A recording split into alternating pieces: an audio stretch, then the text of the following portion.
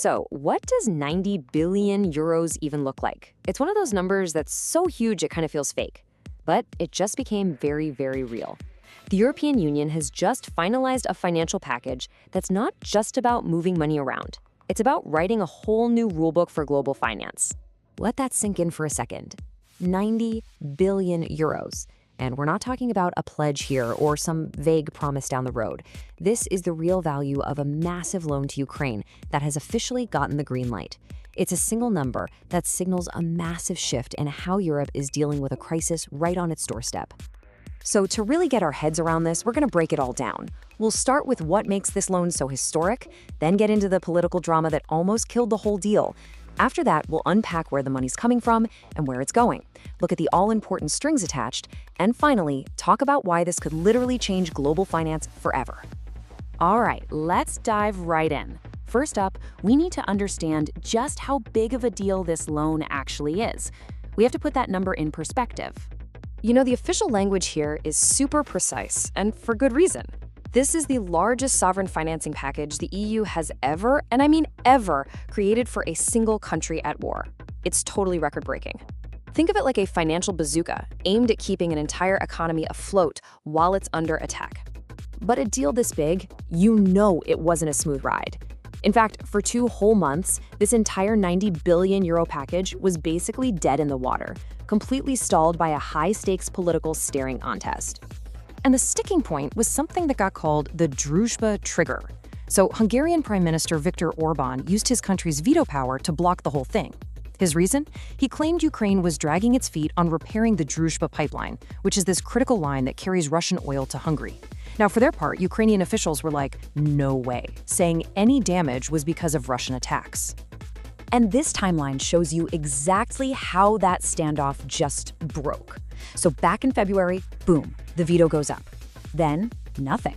Until April 21st, when President Zelensky announces the pipeline repairs are done. The very next day, Hungary lifts its veto, and the day after that, the loan is finalized. I mean, you can't get much more direct than that. Once the oil started flowing, the money did too. So, with all that political drama out of the way, let's get to the good part, breaking down the billions. Where's this 90 billion euros actually coming from, and where is it headed? Okay, first things first, this is not a grant. It is not a gift. It's a loan, but it's structured in a really unique way. See, the EU is borrowing this money on the open market, and its own budget is acting as the guarantee. But here's the part that's a total game changer. The repairment plan isn't really on Ukraine's shoulders alone. It's officially tied to future reparations from Russia. So for the first year, 2026, we're looking at a 45 billion euro payout. The lion's share of that, over 28 billion, is going straight to beefing up Ukraine's defense. The rest is getting split between general financial aid and what's called the Ukraine Facility, which basically helps keep the government running. And remember, this is only half of it. There's another 45 billion chunk already teed up for next year. Of course, you don't just get 90 billion euros without some fine print. The EU has built in some very specific, very strict conditions for getting this money. You can basically split these conditions into 2 buckets. The first is economic.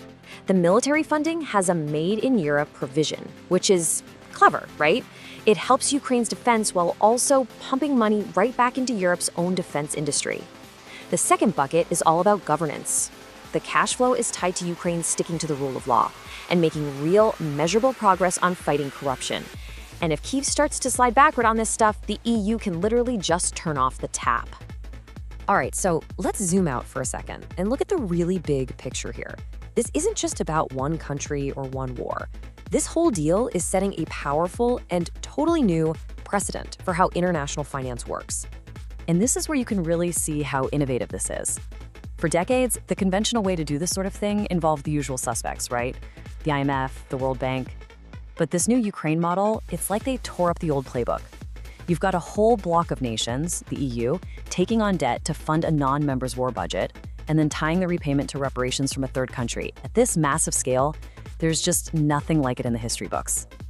You know, the president of the European Commission, Ursula von der Leyen, really summed it up perfectly. She explained that this loan is designed to do 2 things at once: act as a shield for Ukraine, while also being a sword that puts pressure on Russia's economy. It's a 2-pronged strategy, all wrapped up in one giant financial package. Which leaves us with this final fascinating question. For a long, long time, the world has relied on a specific set of tools for financing countries in crisis. What we may have just witnessed is the creation of a brand new tool, one forged in the middle of a conflict. So the big takeaway here is that we could be looking at a prototype. Is this the new blueprint for how the world funds stability in the 21st century? That is the €90 billion question, isn't it?